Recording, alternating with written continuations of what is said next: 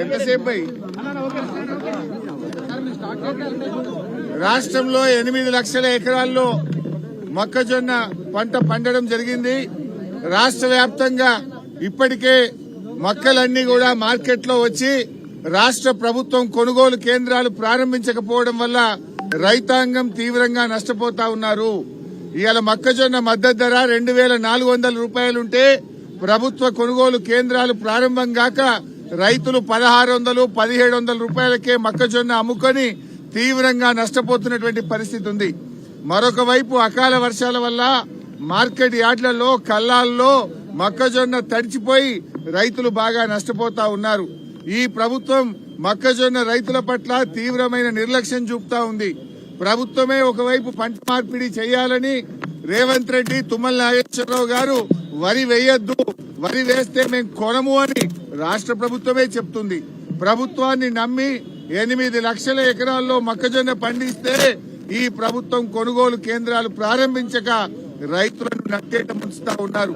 నేను అడుగుతా ఉన్నా, ఇప్పటికే 15 రోజులైంది మొక్కజొన్న వచ్చి, ఎందుకు కొనుగోలు కేంద్రాలు స్టార్ట్ చేయట్లేదు?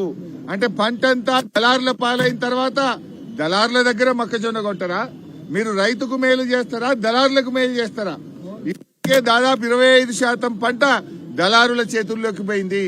నిన్న మొన్న ఈ రోజు ఉదయం కూడా వడగళ్ల వానబడి రాష్ట్ర వ్యాప్తంగా ఇవాళ పెద్ద ఎత్తున మొక్కజొన్న, మామిడి, ఇతర పంటలన్నీ కూడా దెబ్బతిన్నాయి.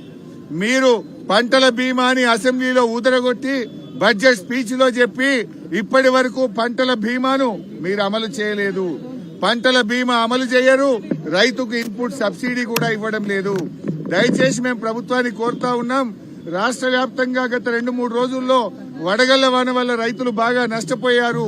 వెంటనే వ్యవసాయ శాఖ అధికారులకు ఆదేశాలు ఇచ్చి ఎన్యూమరేషన్ చేసి ఇన్పుట్ సబ్సిడీ ఇచ్చి రైతాంగాన్ని ఆదుకోవాలని కూడా కోరుతా ఉన్నాం. ఈ రోజు గత 2 సంవత్సరాలుగా రైతాంగానికి ఇన్పుట్ సబ్సిడీ డబ్బు రావడం లేదు. మాటల్లో చెప్తున్నారు తప్ప ఇప్పటి వరకు బడ్జెట్ రిలీజ్ కావట్లేదు. మీరు పంటల బీమా ఇవ్వరు, ఇన్పుట్ సబ్సిడీ కూడా ఇవ్వడం లేదు. నేను వ్యవసాయ మంత్రి గారిని డిమాండ్ చేస్తా ఉన్నా, ఈ అకాల వర్షాలు, వడగళ్ల వానతో పెద్ద ఎత్తున నష్టం జరిగింది. అన్ని జిల్లాల నుంచి రిపోర్ట్ తెప్పించి ఇన్పుట్ సబ్సిడీ ఇవ్వాలని కోరుతా ఉన్నాం.